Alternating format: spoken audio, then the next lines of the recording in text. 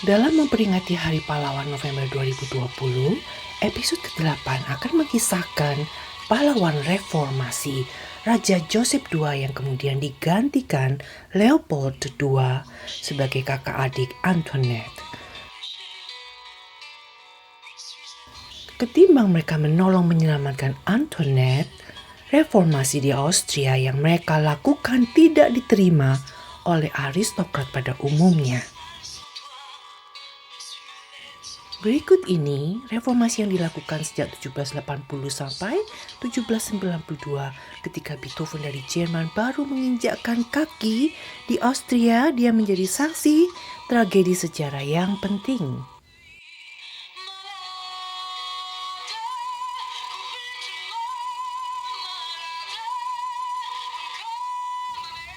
Dari berbagai sumber bisa disebutkan selama 10 tahun bertata, beliau memperbaiki hampir semua sektor. Pertama, perekrutan pegawai negeri bukan karena keturunan tetapi karena prestasi.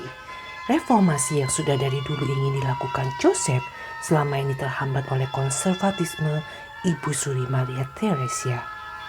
Kedua, memberlakukan pajak pada kaum aristokrat dan bangsawan bukan hanya pada rakyat jelata. Penerapan di lapangan membuat pusing masyarakat dan pemerintah daerah koloni yang harus mematuhi rasional sementara kucuran dana malah dikurangi. Hungari protes keberatan dengan pengurangan bantuan keuangan ini dan disampaikan oleh adik Joseph, Mimi, yang bersuamikan gubernur Hungari. Tetapi awalnya Joseph menilai mereka manja kenapa mengungsi kembali ke Austria dan bukannya menghadapi kerusuhan rakyat dengan cara militer. Jabatan gubernur Albert ini diberi oleh Ibu Suri Maria agar putri kesayangannya, Mimi, bisa bahagia menikah dengan pria pilihannya dari rakyat jelata. Tahun 1788, Joseph mulai sakit-sakitan. Akhirnya dia memeluk kembali Hungari karena syok dengan mendengar merdekanya wilayah Austria dekat dengan Belanda menjadi negara baru bernama Belgia. Meskipun dijuluki sebagai despotis, Joseph meninggal secara terhormat di mata pengikutnya kaum Josephian. Memang 10 tahun reformasi mendadak membuat kondisi sedikit semrawut. Adik laki-laki ketiga Leopold yang berkuasa di Tuscany memiliki cara reformasinya sendiri yang lebih brilian. Kita sekarang memahami mengapa karya-karya Beethoven terdengar revolusioner meskipun berupa nada. Tetapi dia mengilustrasikan kehormatan rasa bangga dan memberi semangat bagi Enlightenment yang kadang meminta korban. Nah, inilah pembukaan lagu kantata dalam bahasa Jerman. Anggaplah penyanyi tenor dan soprano liriknya memuji semangat reformasi Joseph mengadakan pendidikan dan rumah sakit bagi orang miskin sebagai bagian dari hak sipil rakyat yang seharusnya diselenggarakan pemerintah. Bukan sebaliknya, rakyat dijadikan objek membayar upeti pada raja yang dianut aristokrat kuno sebelum zaman Enlightenment. Adik laki-laki kelima bernama Francis Maximilian kemungkinan yang memesan pada Beethoven karena merupakan patron pertama Beethoven dengan memberi beasiswa tahun 1792 ke Wina. Beethoven menunjukkan karyanya yang masih 17 tahun itu kepada gurunya Joseph Haydn. Meski sang guru tidak menunjukkan komentar, Franz Wergel tetap melanjutkan komposisi dimainkan dalam orkestra istana secara tertutup. Setelah Johannes Brahms menemukan musik skor tersebut tahun 1888, barulah kantata tersebut dimainkan secara publik.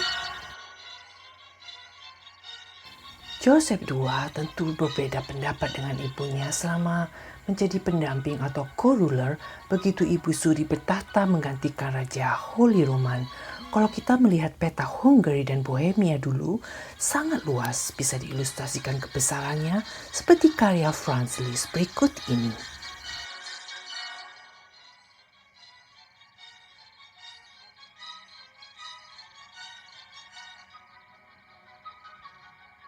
Joseph pertama-tama melucuti nama Holy Roman dari kerajaan Habsburg agar tidak didikte oleh kekuasaan gereja Katolik Roma di Italia yang zaman itu hanya membuang-buang uang untuk membiayai biara. Luar biasa keberanian Joseph II di dalam menghentikan persepuluhan kepada Uskup Agung Cabang Austria setelah dilepas dari induknya di Roma. Bahkan Joseph berani mengawasi ajaran agama Katolik di seminari-seminari. Pada abad pertengahan, perjodohan antar kerajaan merupakan body politics agar Ratu Maria Theresia bisa memperluas kekuasaannya, termasuk memperoleh upeti dari negara koloninya, di mana Antoinette memberi bantuan keuangan bagi Joseph II. Menteri Keuangan membocorkan sekian banyak dana Antoinette berikan kepada saudaranya. Itu telah memojokkan ratu sebagai pengkhianat karena digunakan untuk perang melawan musuh-musuh Prancis. Joseph diutus ibunya mencari tahu mengapa sejak naik tahta pada usia 19 tahun, Raja Louis memisahkan Antoinette sehingga untuk mengisi kesepiannya, Ratu Antoinette menghamburkan dana pembangunan istana dengan sepuhan emas dan berlian. Raja bermain dengan selir favoritnya, sementara Antoinette mencari hiburan lewat berfoya-foya dengan fashion atau berjudi dengan teman-teman yang dia cocok, sehingga kalangan bangsawan makin bersaing dengan tidak sehat. Kebencian-kebencian dari istana disuarakan lewat media sosial yang zaman itu berupa kertas pamflet, cetakan yang tidak kurang harganya 5 sen, tapi efeknya begitu luas dibaca masyarakat yang tidak rasional. Misalnya, kalangan istana menyebarkan lesbianisme ratu atau kepuasan dengan anak kecil selama nafsu seksnya tidak terpuaskan dengan Raja Louis yang sebetulnya mengalami disfungsi seksual. Setelah dilakukan sunatan kecil, Raja dan Ratu akhirnya memperoleh 4 anak. Tetapi soal kebencian di luar istana lewat pamflet tentu tidak bisa diatasi oleh Joseph. 4 tahun sebelum guillotine, Ratu dan Raja Prancis sudah menjadi tahanan rumah sehingga sangat sulit bagi 15 saudara itu saling berkontak langsung. Pemberontakan Prancis menular ke rakyat Eropa lainnya kecuali kaum aristokrat berhadapan-hadapan fisik dengan pasukan Napoleon. Leopold hanya bisa menjanjikan perlindungan bila kakaknya melarikan diri hingga perbatasan. Tetapi di dalam kereta rakyat sudah mengenalinya dari gambar cetakan uang kertas. Padahal Leopold begitu karismatik ketika dia berkuasa selama 2 tahun mengambil inisiatif berdamai dengan Inggris meski dengan resiko perang.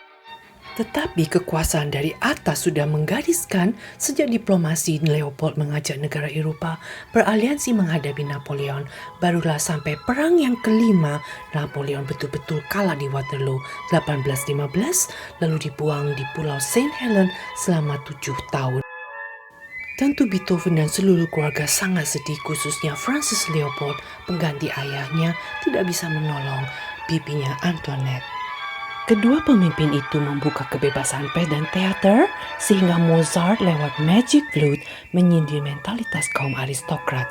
Joseph dan Leopold melindungi kebebasan berekspresi para seniman dengan mendirikan pusat kesenian dan budaya seperti kita lihat dalam film Amadeus. Setelah 22 tahun hidup di pengasingan di Austria, akhirnya Putri Antoinette diangkat menjadi Ratu pertama Prancis. Dengan demikian dinasti Louis ke-17 direvitalisasi kembali di Eropa.